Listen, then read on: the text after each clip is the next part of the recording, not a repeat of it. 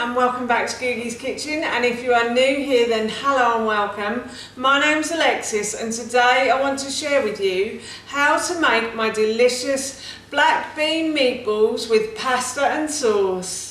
As I just mentioned, today I want to share with you my spicy black bean meatball and pasta and sauce recipe. So this recipe is really easy to do. It's a great midweek meal as well, or you could have it on the weekend too. Normally in this house we like to eat vegan or vegetarian during the week, and then we will treat ourselves to meat at the weekend. So this is a quick midweek meal for me.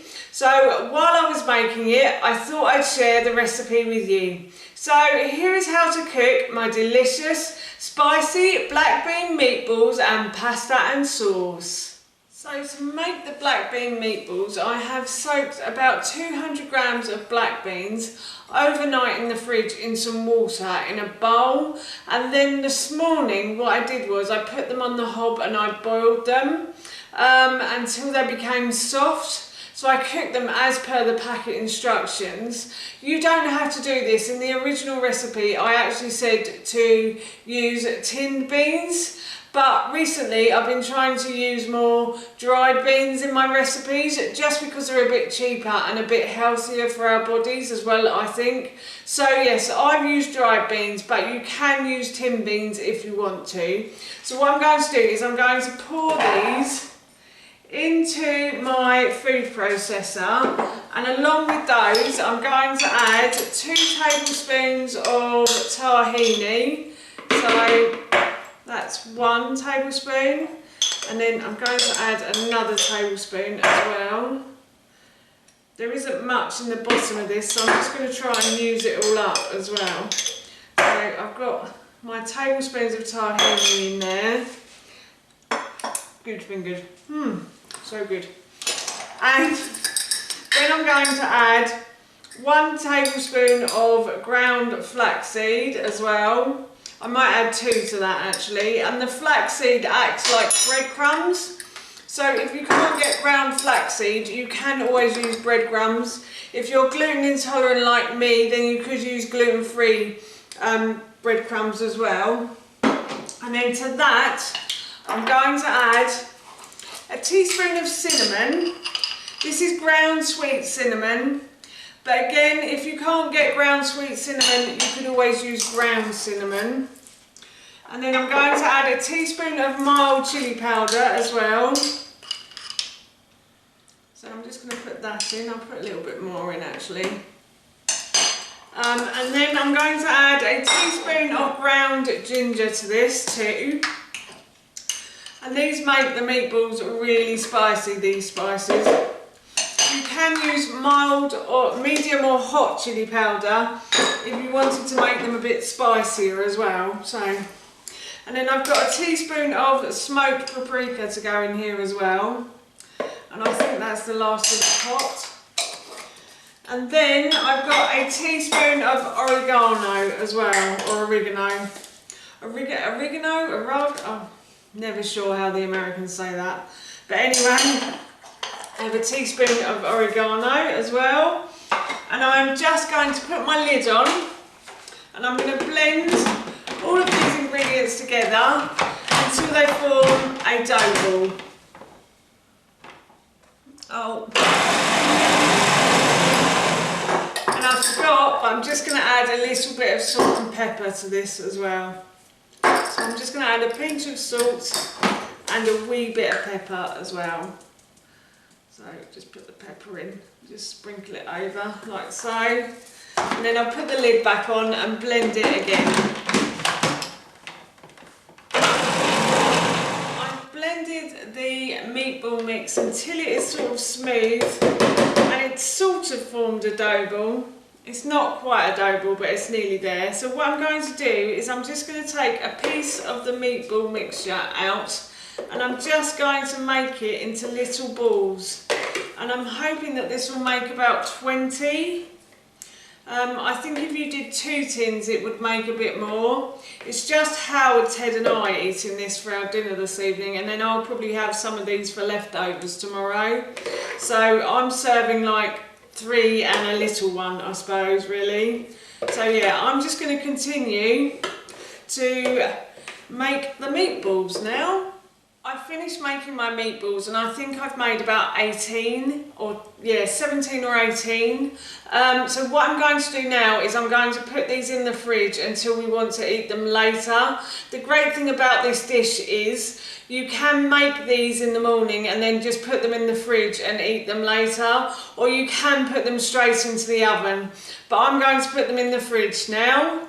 So my meatballs have been in the fridge for a couple of hours and I'm going to start to cook the dinner now. So I'm going to preheat the oven to 200 degrees. So I'm going to start cooking the tomato sauce now. So I have put a large saucepan and I'm going to put this onto a high heat, and I'm going to add a little bit of oil to the base of the pan, like so, and I'm just going to spread that around with a plastic brush. And I'm going to leave the pan to heat up now. My pan is heating up nicely now, and what I'm going to do is I'm going to add 1 onion that I have peeled and sliced and diced. I'm going to add this to the bottom of my pan, like so. And I am going to just cook this until it starts to soften. Now it is to soften nicely now, and what I'm going to do is I am going to add in 2 sliced garlic. So I've peeled and sliced 2 whole pieces garlic cloves, 2 garlic cloves, and I'm just going to fry these for a minute or so as well, like so. The pan is becoming a little bit hot, so I'm just going to turn the heat down a wee bit as well. So I'll just turn it down to a medium heat. And if it does start to stick, then you can add a bit of water to the bottom, like a drop of water, and that will help the onions and the garlic not to stick so much. And now I'm going to add 1 whole courgette. So I've peeled and sliced a courgette. And I'm also going to add 1 red pepper to this as well. So I have chopped the top off the pepper, I've removed the seeds and the stalk, and I have just simply peeled it. Not peeled it, sliced it, sorry. Peeled it. What planet am I on? Right. And now I'm going to fry these until these all start to heat through and soften slightly as well. Everything has started to soften now, so I'm going to add in my tin tomatoes. So I've got 2 tins of chopped tomatoes, so I'm going to add to the bottom of this pan, like so.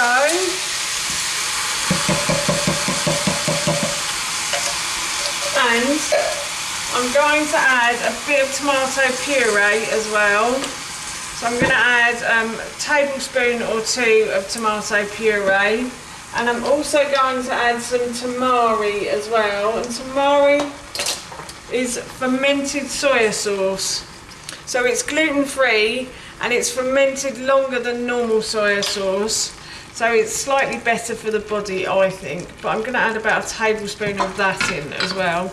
And that gives it a really great flavour. It makes the sauce quite flavoursome as well. And then I'm going to add a teaspoon of basil to this as well. So I'm just going to put a little bit of basil, dried basil. You can use fresh if you want to, but if you are going to use fresh, I would put it in at the end. And now all I'm going to do is just turn it down slightly again, and I'm going to leave this on the heat to simmer, and I'm going to go and put my meatballs in my oven because the oven has now preheated. So I've transferred the meatballs from a plate onto a baking tray, and I'm going to put the tray into the oven now for about 15 to 20 minutes, and while that's in the oven I'm going to cook my pasta. So while my pasta is cooking, what I'm going to do is I'm going to add a large handful of spinach to the pasta sauce, and I'm just going to let this wilt down in the pan while stirring it in. And then once it's wilting down, I shall leave this again on a low heat until my pasta is cooked. And then I will add the pasta to the sauce and not the other way round.